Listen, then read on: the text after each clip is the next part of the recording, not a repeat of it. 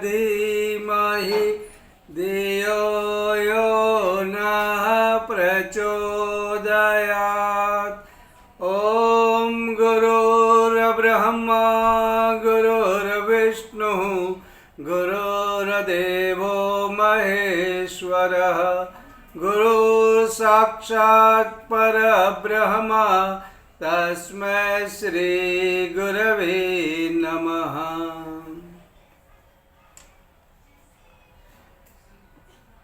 एक बच्चा अश्वमेध यज्ञ में अपनी दादी के साथ आया। बहुत प्रसन्न हुआ क्योंकि वातावरण प्रसन्न था। दादी माँ में श्रद्धा थी। वातावरण यज्ञ की साधन सामग्री से महक रहा था। शाम को दीप यज्ञ के कारण वातावरण ज़्यादा मनमोहक हुआ था। साथ में संगीत था। लोग श्रद्धा और भाव से भरे हुए थे। खुशियाँ उनके भीतर छलक छलक रही थी। बच्चा बहुत ही आनंदित था। ठंडी हवा बह रही थी। कहीं पे लोग प्रसाद ले रहे थे, भोजन ले रहे थे। भोजन की खुशबू भी आ रही थी। बच्चे को लगा काश माँ भी मेरे साथ होती, लेकिन बच्चे की सोच है। उसने कहा कि मैं सब कुछ अपनी माँ के लिए यहाँ से ले जाऊँगा। उसने अपनी माँ से फ़ोन लगाया और कहा, ए माँ, यहाँ पे बहुत अच्छा है। यहाँ पर दीपक जल रहे हैं। कई आकार से रंगोलियाँ बनाई गई है। वातावरण इतना रम्य, इतना मधुर, इतना सुंदर है कि माँ, मेरे पास उसका वर्णन करने के लिए शब्द नहीं है। यहाँ पे अच्छी अच्छी खुशबू आ रही है। लोग हंस रहे हैं, गले मिल रहे हैं और श्रद्धा सुमन से वे अपने फूल इस जो परंपरा के जो महान गुरु हैं उसको भेंट कर रहे हैं। मुझे बहुत अच्छा लग रहा है। ऐसा लगता है कि यहाँ पे ऐसा वातावरण रोज रहे, लेकिन कहते हैं कि ये 4-5 दिन में ही फिर यहाँ से ख़त्म हो जाएगा। माँ, ऐसा क्यों नहीं हो सकता कि ये ज़िंदगी भर ऐसा माहौल रहे। और यहाँ पे मैं एक काम करता हूँ, मेरे पास एक छोटी सी बैग है। इस बैग में मैं खुशबू भर देता हूँ और दीप यज्ञ के कारण जो आलोक प्रकाश है उसको भी भर देता हूँ, और जो खुशबू आ रही है उसको भी मेरी बैग में भर देता हूँ, और ये जो लोगों का प्रेम है वो भी मैं इसमें भर देता हूँ। ये श्रद्धा है उसको भी भर देता हूँ। और मुझे बहुत ही अच्छा लगता है। माँ, जब तू देखेगी ना, ये आलोक देखेगी, प्रकाश देखेगी, खुशबू देखेगी, स्वाद देखेगी और भाव देखेगी, प्रेम देखेगी, तो तुझे बहुत अच्छा लगेगा, क्योंकि मुझे यहाँ पे अच्छा लग रहा है। तो ये सब कुछ मैं एक थैली में, एक बैग में भर के लेके आता हूँ। और वो अपने हिसाब से कोशिश करने लगा। जहाँ पे उसने प्रकाश देखा, उसको प्रकाश को थैली में भरने का कोशिश करता है। खुशबू आ रही है, यज्ञ की जो खुशबू है, साथ में भोजन की जो खुशबू है, साथ में जो फूलों की खुशबू है, वो इकट्ठी करके भरने का प्रयत्न कर रहा है। लेकिन ये संभव नहीं हो सकता है। ये हम लोगों को पता है, बच्चे को नहीं पता। बच्चे का भाव है, उसकी ज़िंदगी है, अपनी सोच है, अपनी समझ है। लेकिन अश्वमेध यज्ञ में जो वातावरण बनता वो हमारे जीवन के साथ रह जाए, ऐसी तो सबकी इच्छा होती है, सबकी भावना होती है, और ये होनी भी चाहिए। क्योंकि यज्ञ में आए और खाली हाथ तो लौट के जाना नहीं है। आए हैं तो यहाँ पे जो कुछ भी मिल रहा है वो साथ में लेके जाना। भले बच्चे की तरह हम किसी बैग में न ले जाए, लेकिन हमको हमारे साथ तो लेना ही है। अथवा ऐसा अगर हमने नहीं किया तो अश्वमेध यज्ञ का अर्थ भी क्या हुआ? उधर जाने का मतलब ही क्या हो गया। और हम तोते की तरह कुछ चीज़ें रट कर जाएं तो वो रटने का मतलब भी क्या हो गया है। तो उसके लिए तो हमें ये करना है, सिर्फ स्वा स्वा करके आए तो भी नहीं होता है ना, कुछ तो ले जाना है। और ऐसा जिंदगी में हर बार नहीं होता है, अश्वमेध हर बार नहीं होता है, जिंदगी में कभी कभी होता है, तो उसका लाभ लेना है। हमारे लिए तो ये घड़ी है, ये मौका है कि हम बदल जाए, और बदलना ही पड़ता है, बिना बदले कुछ भी नहीं होता है। और यहाँ पे देखो, हम कोई भी चीज़ का उपयोग करते हैं, परम पूज्य गुरुदेव कहते हैं कि कुदरत से मिली हुई कोई भी चीज़ है उसका हम सीधा उपयोग नहीं कर सकते। बहुत कम चीज़ें हैं जिसका हम सीधा उपयोग करें, लेकिन हमको उसके लिए मेहनत करनी पड़ती है। जैसे कि अगर हमको भोजन चाहिए तो गेहूँ चावल पकाएंगे, लेकिन वो काफ़ी नहीं है, वो मिल गया हम सीधा नहीं खा सकते। फिर उसका आटा बनेगा, फिर हम हमारा जो पेट है उसे हजम कर पाए, उसी रूप में आटा वाटा बनने के बाद उस पर से रोटी चपाती पूरी बनेगा। लोहा चाहिए, बर्तन चाहिए, तो वो तो हमको ज़मीन में से मिलता है, लेकिन ज़मीन में से मिट्टी के साथ मिलता है, फिर उसको लोहा अलग करना पड़ता है, गर्मी में तपाना पड़ता है, बहुत सारे प्रोसेस होते हैं, उसमें बस लोहा होता, लोहे में से फिर हम बर्तन बनाएंगे या हम उसके शस्त्र अस्त्र बनाएंगे, बहुत सारी चीज़ें बनाएंगे, लेकिन उसमें कुछ परिवर्तन लाना पड़ता है और ये बहुत ज़रूरी होता है। और कुदरत ने हमको जो कुछ भी दिया, जैसे कपास दिया, तो कपास में परिवर्तन लाके हम अपने वस्त्र बनाते हैं। सीधा वस्त्र, सीधा हम कपास को ओढ़ नहीं लेते हैं, वो प्रोसेस करना पड़ता है, वो कपास में से फिर वस्त्र बनेंगे, फिर हम लोग पहनेंगे।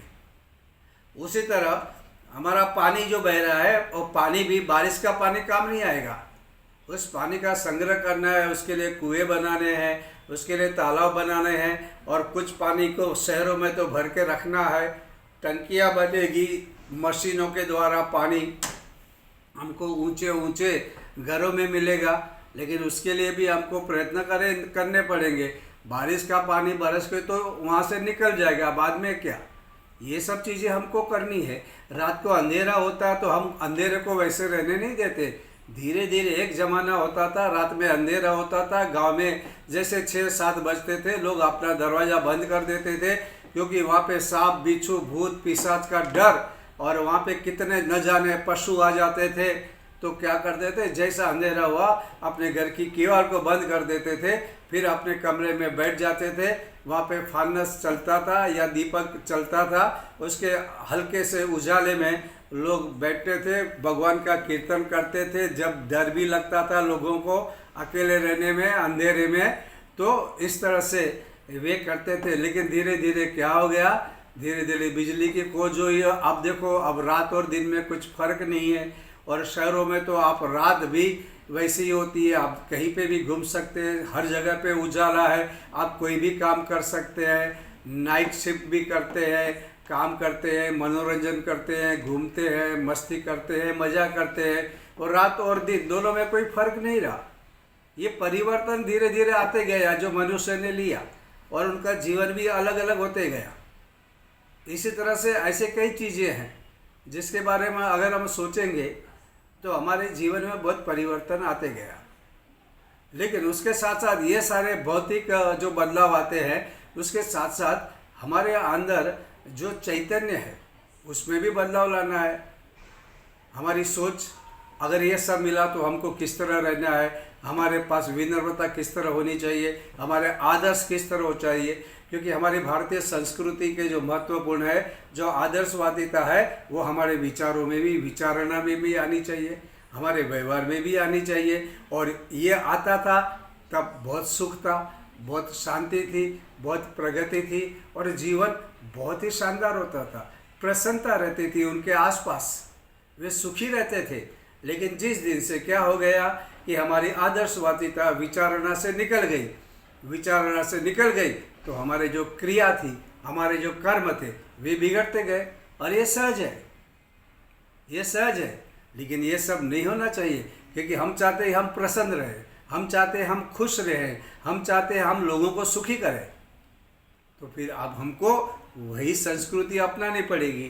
तो आज हम जो हैं, जैसे हम अश्वमेध यज्ञ में आए, लेकिन आए और जब यह अश्वमेध यज्ञ से बाहर जाए तो हमारे अंदर बदलाव होना ही चाहिए। अन्यथा इतना समय, इतना तप, इतनी साधना, इतना अर्थ का जो हमने व्यय किया उसका कुछ मतलब ही नहीं रहेगा। तो बदलाव तो लाना ही है, और बदलाव लाने के लिए हमको प्रयत्न भी करने हैं। तो इसके लिए अब क्या करें? अब अश्वमेध यज्ञ में एक तो सबसे पहली बात कि जो मंत्र बोले गए वो वैदिक भी थे, लौकिक भी थे, पौराणिक भी थे। सबका अपना अपना महत्व है, सब अपने अलग अलग समय में बने, लेकिन उसके साथ संगीत को जोड़ के जो हम लोगों ने मंत्र से जो यज्ञ किया उसका प्रभाव हमारे शरीर पर, हमारे नाड़ी तंत्र पर, हमारे अंतःकरण पे पड़ता है। ये जो हमारा अंतःकरण है ये मुख्य चीज़ होती है, यही हमसे सारे क्रियाकलाप करवाते हैं। अगर अंतःकरण हमारा कहीं गड़बड़ा हुआ है तो हम जो कुछ भी सोचेंगे, करेंगे या व्यवहार करेंगे उसमें बदलाव आएगा। वही चीज़ मेन है। और ये क्या होता है, जब हम लोग अश्वमेध में बैठते हैं तो ये जो एक संगीतमय वातावरण होता है, श्रद्धामय लोग हमसे मिलते हैं और जो एक माहौल बन जाता है, गीत, संगीत, जय घोष, मंत्र, ये सब हमारे अंतःकरण पे असर करते हैं और एक सूक्ष्म एनर्जी हमारे बदन में बहने लगती है। कंडीशन ये है कि अगर आपने श्रद्धापूर्वक किया, आपका हेतु बहुत अच्छा रहा, आपने लोक कल्याण के साथ आत्म कल्याण की बात सोची, तो ये जो फर्क है ये हम अनुभव कर सकते हैं। ये सूक्ष्म एनर्जी बहती है, लेकिन कभी कभी हम उसे नोटिस नहीं कर पाते। तो ये बदलाव अपने पास ऑटोमेटिक आता है, लेकिन इसके साथ हमारे पास एक अवेयरनेस, जागृति भी होनी चाहिए कि अश्वमेध में हम यहाँ से क्या लेके जा रहे हैं। जब हम मंत्र आहुति डालें, अगर हमारा मन एकाग्र है तो गायत्री मंत्र की आहुति डालते हैं तब किस तरह सद्बुद्धि आ रही है, किस तरह हमारे 24 केंद्रों में वाइब्रेशन हो रहा है। अगर ये, और आपका हेतु कैसे लोक कल्याण का है, आपका हेतु कोई स्वार्थ भरा नहीं है, आप किसी का बुरा बिल्कुल नहीं चाह रहे, आप लोगों का कल्याण चाह रहे हैं। अगर ऐसे में आप बैठे हैं तो आप न जाने क्या क्या पा रहे हैं, आपको अंदाजा भी नहीं मालूम कि आप क्या पाया। इसे उल्टा किया तो वैसा ही नुकसान आप कर रहे हैं यज्ञ में आने के बाद भी। जहाँ सब कुछ मिल रहा है और आप खाली हाथ जाओ, कैसा चलेगा? तो आपकी भावनाओं के अनुसार आपको इतना कुछ मिल रहा है, आपकी श्रद्धा के अनुसार आपको इतना मिल रहा है जिसका आप हिसाब नहीं लगा सकते। और जब एक साथ मंत्र बोले जाए, एक ही लोक कल्याण की भावना हो, और जैसे परम पूज्य गुरुदेव और वंदनीय माता जी जैसे हमारे संरक्षक हो और मार्गदर्शक हो, तब सोचो क्या क्या हो सकता है। हम कभी अश्वमेध में ये सोचेंगे नहीं तो क्या फायदा। और अब हमको क्या करना है, कुछ लेके जाना है। वो लेके जाना है किस लिए? हम सभी के लिए, सिर्फ मेरे लिए नहीं। क्योंकि हम लोगों ने, परम पूज्य गुरुदेव ने कभी ऐसा नहीं कहा कि सिर्फ तुम तेरा देख, सबके लिए। गायत्री मंत्र में भी न शब्द वही कहता है, हमारी बुद्धि, मेरी बुद्धि के बारे में नहीं बता रहे हैं। मैं अकेला लड्डू पेड़ा मिठाई न खाऊं, ये मैं प्राप्त करूं, लेकिन मैं सबको बांट दूं, ये हमारी भावना हमेशा रहती है। उस समय अश्वमेध में जो दूसरी बात होती है वो ज्ञान यज्ञ की।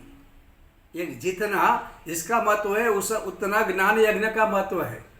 इसलिए आपने देखा होगा कि हमारा नसीब रहा कि जीजी यहाँ आई और उन्होंने हमें कुछ बातें कही, जिनमें भैया ने बार बार हमें कुछ ना कुछ नया कहा, कुछ ना कुछ बातें जो पहले कही थी वो भी कही, क्योंकि ये दोनों जरूरी होता है। कुछ बातें ऐसी है, खाना रोज ही खाना है, वो बार बार मिलना चाहिए। एक बार खाया खाना बंद कर दिया, वैसा नहीं होता है। और कुछ नई बातें, और ऐसा लगा कि जैसे शांति कुंज मुंबई में आ गया है। अगर हम शांति कुंज जाते हैं तो जीजी मिलती है, श्रद्धे मिलते हैं और चिन्मय भैया मिलते हैं। और कभी कभी ऐसा भी होता है कि उन लोग कभी बिजी होते, कभी मिल नहीं पाते, कभी भी उनकी यात्राएं होती, वे बाहर जाते हैं तो भी नहीं मिल पाते हैं। हमारा सौभाग्य रहा कि वो सभी के सभी यहाँ पर मिले। उनके दर्शन हुए, उनकी बातें हुई, उनके मार्गदर्शन मिला। अच्छा, अभी ये जो ज्ञान यज्ञ हुआ, हमें कुछ ना कुछ लेके जाना है। वे बोल रहे हैं और हम सुनते जा रहे हैं, हमारे दो कान हैं, इधर से डाला इधर से निकाला, ऐसा तो नहीं चल सकता। ऐसा करेंगे तो हम लोग मूर्ख हैं, क्योंकि ऐसे वातावरण में जो बातें निकलती है वो बातें भी अनोखी होती है। वो बातें कोई भेजता है, जैसे परम पूज्य गुरुदेव है या हमारे देवता ऋषिगण, ये सब अश्वमेध में आते हैं, तो उन्हें जो आपको देना है वैसा बुलवा लेते हैं, वैसा बुलवाएंगे कि भाई आपको क्या देना है। और वो अगर हम अच्छी तरह से समझ ले ले तो हमारा भाग्य बदल जाएगा, सचमुच में बदल जाता है। ये कहने की चमत्कार की बातें नहीं कर रहे हैं हम, जीवन बदलता है। तो अभी जैसे मैं आपसे कहूँ कि ये जो ज्ञान यज्ञ में, यज्ञ के बाद शाम के समय जो प्रवचन होते थे या यज्ञ के बीच में भी कुछ बातें हमको सिखाई जाती थी, कही जाती थी, तो उसमें से कुछ बातें हम देखें कि कौन सी बातें थी जो हमको यज्ञ के माध्यम से अभी तक जीवन में हो या ना हो, लेकिन अभी हमको यज्ञ के बाद हमको हमारे जीवन में अपनाना है, क्योंकि हमको हमारा जीवन धन्य बनाना है। और हमको हमारा ही नहीं, हम समाज और विश्व के बारे में सोचने वाले लोग हैं, हम सिर्फ अपने बारे में सोचने वाले नहीं है। वसुधैव कुटुंबकम के श्लोक से बोलने के लिए नहीं है, वो तोते की तरह रटने के लिए नहीं है। वसुधा एव मम कुटुंबकम, ये मेरा परिवार है, मुझे ये भावना रखनी है। आजकल तो परिवार में भी शांति नहीं है, परिवार में भी लोग कलह करते हैं और संगठनों में भी लोग लड़ते हैं, अपना उल्लू सीधा करने के लिए कुछ ना कुछ करते हैं। मूर्ख है, पागल है, जहाँ कुछ मिलने वाला है वहाँ घंवाते हैं। लेकिन हम सबको ऐसा नहीं बनना है, हमें कुछ प्राप्त करना है। तो मैं आपसे बातें करता हूँ कि हम लोग इस ज्ञान यज्ञ में कौन सी चीज़ें प्राप्त की, जो हमने सुनी, और अभी हमको कैसे जीवन में अपनाना है। और यज्ञ भी आप ऐसा मत समझो कि अश्वमेध हो गया, क्योंकि ये क्या हो गया, प्रयाज हो गया, याज हो गया, अब अनुयाज बाकी है। अनुयाज की प्रक्रिया से, उस प्रोसेस से हमको गुजरना भी है। और तब क्या करना है, जो कुछ भी हमने शक्ति पाई, जो कुछ भी हमने ज्ञान पाया, जो समझ पाई, उस लोगों को कहना है। लोग आपको पेपर में पब्लिसिटी आए ना आए, वीडियो निकालो ना निकालो, आप वहाँ जाओ जहाँ तक अभी तक विचार नहीं पहुँचे, क्योंकि हम सुखी हुए तो दूसरों को भी सुखी करना है। ऐसे गांव के कई एरिया है, हमको नहीं जानना कि गांव वाले हमको क्या देंगे, गांव वाले का नोट कौन करेगा, गांव वाले कितना धन देंगे, वो हमारा काम नहीं है। हमारा काम है हमारे गुरुदेव का विचार, हमारे ऋषियों का विचार, हमारी भारतीय संस्कृति के विचार लोगों तक पहुंचाना है, ताकि वे भी सुखी बने, वे भी प्रगति करें, उनका भी भविष्य उज्जवल हो। मेरा भविष्य उज्जवल नहीं, उनका भविष्य अगर मैं उज्जवल करने के लिए कुछ अपना नम्र प्रयास करता हूँ, तो गुरुदेव बोलो या भगवान बोलो या देवता बोलो, अपना जीवन बनाते हैं, अपने आप बनाते हैं। आपको कुछ भी करने की ज़रूरत नहीं पड़ेगी, ये ऑटोमेटिक प्रोसेस होता है, और इस पर भरोसा भी करना चाहिए। अब मैं आपको बताता हूँ कि कौन सी चीज़ें जैसे हमारे जीवन में उतारनी चाहिए। शायद सभी बातें हम लोग आज नहीं कर पाएंगे, लेकिन जो कुछ बातें हैं मैं वो आपको बताता हूँ। जैसे कि क्या हुआ था कि चिन्मय भैया ने जब दीप यज्ञ में कुछ बातें रखी थी, तो उनमें एक बहुत ही सुंदर बात रखी, जो हमको जीवन में अश्वमेध से बाहर जाने के बाद हमारे जीवन में ऐसी कुछ घटनाएं आती है तो हमको वो अपनाना है। वो कौन सी बातें थी कि जब हमारे पास सुख हो तब हम गुरुदेव को, भगवान को, गायत्री माता को ना भूलें। जब हम सुखी होते हैं, मस्ती आती है, अहंकार आता है, दिखावा आता है, और हम क्या करते हैं, भगवान को रख देते। ये तो मैंने मेरे प्रयत्न से पाया, ये तो मेरा दिमाग इतना अच्छा था कि मैंने इतना सारा धन कमाया, ये तो मैंने मेरे लिए, ये मैं का अहंकार आ जाता है। होना क्या चाहिए, सुख आए याद करो, गुरुदेव को याद करो, सही मार्ग पे चलने के लिए प्रार्थना करो, जीवन। और दुख आएगा तो अरे बाप रे, क्या रोते हैं, चिल्लाते हैं। कातर, कातर यानी कायर नहीं बनना है, हिम्मत नहीं हारनी है। आपको पता है हमारे जो प्रदर्शनी में, पुस्तकों की प्रदर्शनी में सबसे ज़्यादा किताब कौन सी गई मालूम है? उसका टाइटल था हारिए ना हिम्मत। हमको हिम्मत कभी नहीं आनी है। अश्वमेध आने के बाद जैसे चिन्मय भैया ने कहा, परिस्थितियाँ खराब आ सकती है, बाहर दुख आ सकते हैं, संकट आ सकते हैं, तो क्या हुआ? हमको उतना मजबूत रहना है। और मजबूत रहना इतना ही नहीं, हमको औरों को भी मजबूत बनाना है। विपरीत परिस्थितियों में कैसा जीना वो हम सिखाएंगे, हमको सिखाना है। लेकिन उसके लिए सबसे पहले क्या करना पड़ेगा? हमें तो आना चाहिए ना सीखने के लिए। अगर हम रोती सूरत करके घूमेंगे, रोते रहेंगे, सर पीटते रहेंगे, तो दूसरों को हम किस तरह से मार्ग दिखाएंगे? ये तो संभव ही नहीं है। तो इसलिए उन्होंने कहा कि आप सुख में भगवान को भूलो मत और दुख में कायर मत हो। और आपको मालूम है कबीर जी ने भी ऐसा कहा था, सुख में सुमिरन सब करे, दुख में करे ना कोई। दुख है ना, सुख में सुमिरन जो करे, दुख काहे को है।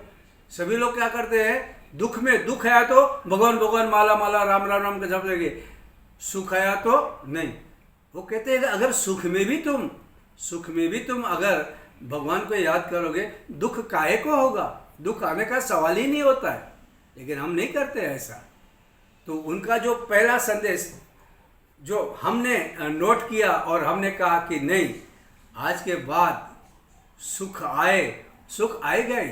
अश्वमेध में अगर हमने समझदारी से, श्रद्धा से कुछ किया है तो सुख आना ही है। लेकिन उसमें हम भगवान को ना भूलें, भगवान को याद करें, गुरुदेव को ना भूलें, गुरुदेव को याद करें, गुरुदेव की सिखाई हुई बातें हम ना भूलें, हम हमारे जीवन में अपनाना शुरू कर दें। अभी तक तो ठीक, लेकिन अब हम लोगों ने अश्वमेध, हमारी जिंदगी का ये एक सुंदर मौका, हो सकता है कि ये आखिरी भी हो, तो हम क्यों गवाएं? हमें वो करना है। सुख में भूलना नहीं है, दुख में डरना नहीं है, और विपरीत परिस्थितियों में हमें और लोगों को भी ये जीना किस तरह, ये सिखाना है। क्योंकि गुरुदेव की किताबों में वो ताकत है, उनके विचारों में वो ताकत है। हमारी भारतीय संस्कृति के संस्कार और संस्कृति में वह जानकारी है, उसका हम उपयोग करना है।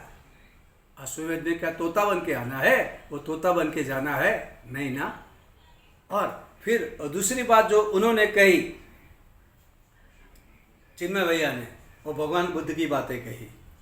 भगवान बुद्ध की बात जब उन्होंने कहा, उसका कुछ इस तरह से सारांश था कि जब भगवान बुद्ध के अंतिम समय आया, वो जाने लगे, तो उनका एक प्रिय शिष्य आनंद था, वो कहता है कि अगर आप चले जाएंगे फिर हमारा कौन बचेगा? हमारे प्रश्नों का निराकरण कौन करेगा? हमारा इस दुनिया में कौन रहेगा? हम किस तरह जी पाएंगे? आपके बगैर हमें कौन मार्गदर्शन करेगा? और ऐसा करके रोने लगे। तो भगवान बुद्ध ने कहा, बेटा तू चिंता मत कर, मेरे जाने के बाद तू डर मत, घबरा मत। तो पूछा, आनंद ने पूछा, तो हम क्या करें? तो बोला, तुम अपने आप खुद दीपक बन जाओ, आप खुद दीपक बनो। आगे पीछे यहाँ कहाँ से तुम कहीं उजाला प्राप्त करने के बारे में मत सोचो, तुम खुद दीपक बनो और उजाला प्राप्त करो। दूसरों के भरोसे पे मत रहो, अपने आप को इतना अच्छा बनाओ, आदर्शों से भरो, प्रेम से भरो, श्रद्धा से भरो, आदर्शों से भरो कि तुम खुद ही दीपक बन जाओ और तुमसे दूसरे लोग भी उजाला पाए और तुम भी उजाला पाओ। खुद दीपक बनो, खुद दीपक बनो। ये बात उन्होंने कही। ये मुझे याद है, ये डॉक्टर श्रद्धे जी ने भी जब अपनी यूनिवर्सिटी में कोर्स है उसमें उन्होंने ये प्रवचन दिया था, मुझे आज भी याद है। और चिन्मय भैया ने इसी बात को इन शॉर्ट उन्होंने ये बताया कि ये भगवान बुद्ध का जो अंतिम ज्ञान था वो हमारे लिए, क्योंकि उन्होंने एक शब्द का प्रयोग किया, हम यहाँ पे दीपक जलाने नहीं आए, हम यहाँ पे दीपक बनने आए हैं। देखो ये इतनी महत्वपूर्ण बात है। अगर आपने सुन के वहीं से एक हवा की झोंके की तरह निकाल दिया तो कुछ मतलब नहीं हुआ, कुछ भी नहीं। आज सिर्फ बोला, हाँ कुछ बोल रहे थे, हम बातचीत कर रहे थे, हम लोग मोबाइल पे हमारी सेल्फी निकाल रहे थे, हम वीडियो देख रहे थे, हम लोगों को देख रहे थे, सब कुछ। लेकिन ये इतनी महत्वपूर्ण बात है, बहुत ही महत्वपूर्ण। हम दीपक जलाने नहीं, हम दीपक बनने आए हैं। और तब तो पता चलता कि अश्वमेध का दीप यज्ञ क्या होता है। मैं दीपक बनूं, और मैं दीपक बनेगा तो जलता हुआ दीपक ही और दीपक को जला सकता है। मैं बुझा बुझा सा, मेरे अंदर कुछ भी नहीं, मैं कैसे बनेगा? मैं दीपक प्रकट करके दूर खड़ा हो जाऊंगा, कैसे चलेगा? मुझे क्या बनना है? दीपक बनना है, प्रकाश देना है, आलोक देना है, उजाला देना है, स्नेह देना है, प्रेम देना है। ये सब कुछ मुझे करना है। और अगर मैं जलता नहीं होऊंगा तो मैं और दीपक को जला नहीं सकता। ये छोटी छोटी बातें हैं जो चिन्मय भैया ने कही, अगर उसका विश्लेषण करें तो आपको एक बहुत बड़ा ज्ञान मिलेगा, जो आपका नहीं, आपके घर वालों का और आपके आसपास के समाज को बदल देगा। और हमारा ये काम ही है। हम हमारे लिए नहीं मांग रहे हैं, ये मांगना भी नहीं चाहिए हम, लेकिन दूसरों को कुछ देने से पहले अपने पास तो होना ही चाहिए वो। अगर मैं दुख में हिम्मत हार जाऊं तो मैं दूसरों को क्या कहूँगा? ए भैया हिम्मत ना हार, मतलब ही नहीं होगा ना। क्योंकि एक बात सत्य है, लोग आप क्या कहते हो नहीं सुनते, लोग आप क्या करते हो वो देखते हैं और वो करते हैं। अगर आप हिम्मत नहीं आ रहे हैं तो आपके साथ जो लोग आएंगे वह भी सीना तान के खड़े होंगे, अरे दुख आया तो चला जाएगा, डरना नहीं। हम पंडित श्री राम शर्मा आचार्य के शिष्य हैं, हम गायत्री परिवार के सदस्य हैं, और आप दुख को भी वैसे ही पास ऑन कर दोगे। लेकिन नहीं, हम लोग डर गए, ऐसा हो गया, वैसा क्या, भगवान मेरे साथ ही ऐसा क्यों होता है, अरे मैंने इतनी माला जपी फिर भी दुख क्यों आया। अगर ऐसी बातें करते रहेंगे तो क्या करेंगे? ऐसा नहीं होना चाहिए ना। तो ये जो बातें हम लोगों ने सीखी,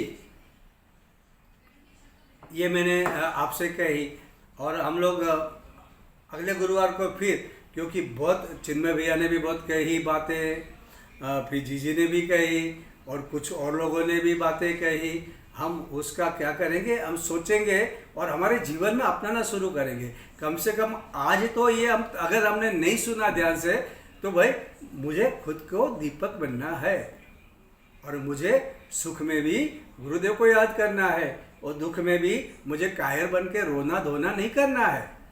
ये तो मेरे जीवन का, ये तो मैं अश्वमेध यज्ञ में इस वातावरण, पवित्र वातावरण में सीखा। ये जो बातें सूक्ष्म सत्ता ने इनसे बुलवाई और हमको सुनाई, और हमको सुनना भी है और जीवन व्यवहार में लाना है। आज के लिए बस इतना।